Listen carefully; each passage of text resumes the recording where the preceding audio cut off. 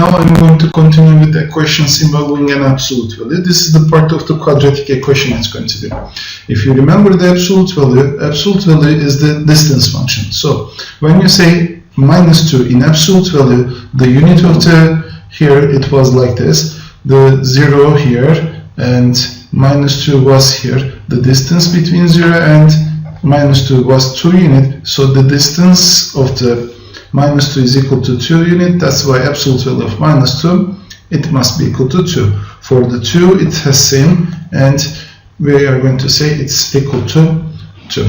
If we generalize this one, if absolute value of fx or if absolute value of x is equal to a, there will be two possible cases.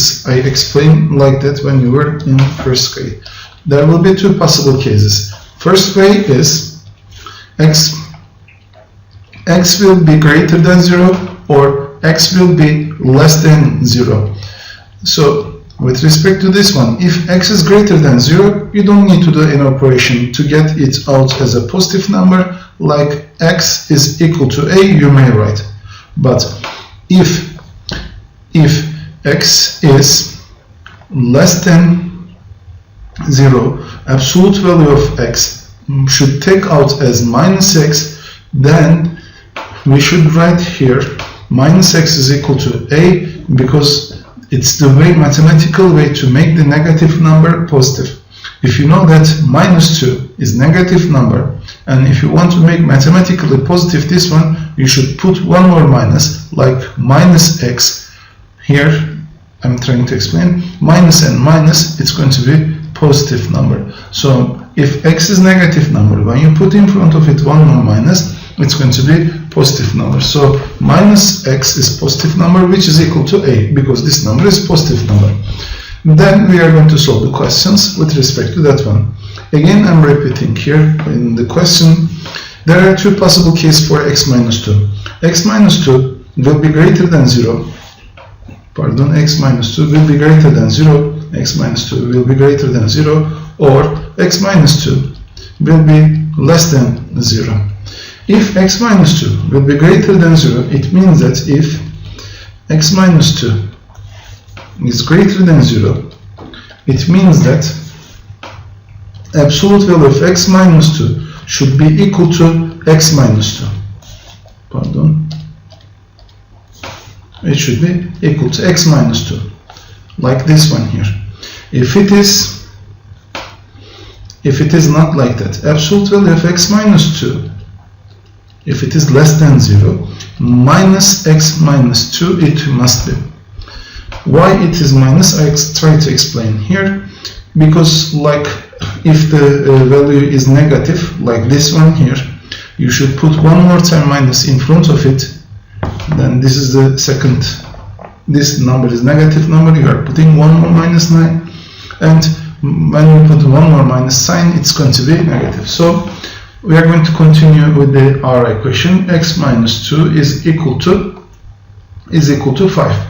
Then there are two possible cases. X minus 2 will be greater than 0, which means x is greater than 2, and x minus 2 will be less than 0, and which means x is less than 2.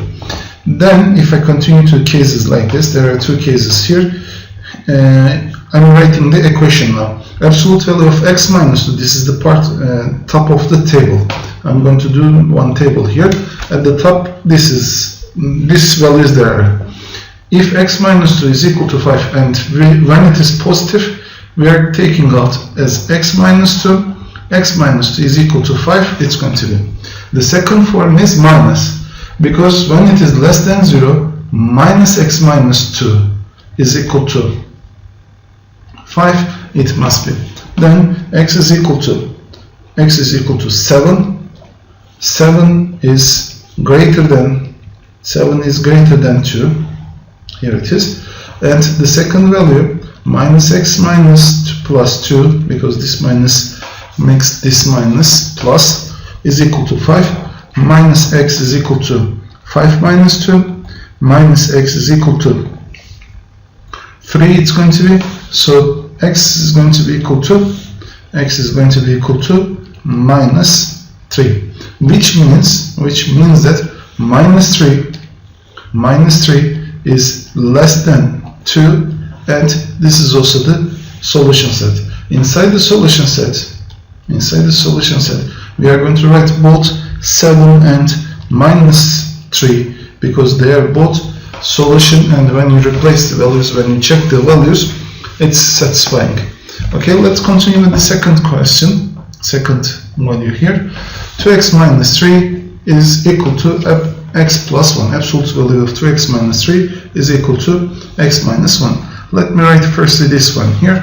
There are two possible cases here. 2x minus 3 will be 2x minus 3 will be greater than 0, or 2x minus 3 will be less than 0. If 2x minus 3 is greater than 0, 2x is greater than 3, x is greater than 3 over 2 it must be. When you find for this interval, because there are two intervals, when it is greater than, when it is less than. For this interval, the value that you find, if it is not greater than 3 over 2, it means that your function, your solution, it's not going to be valid, or we can say it is extraneous solution. Okay, in the second part, 2x is less than 3 it's going to be, and x is less than 3 over 2 it must be. Then, if it is in that form, 2x minus 3 is greater than 0, it means that it is positive. If it is positive, directly it should taken out like 2x minus 3, which is equal to x plus 1 on the other side. What about the other side?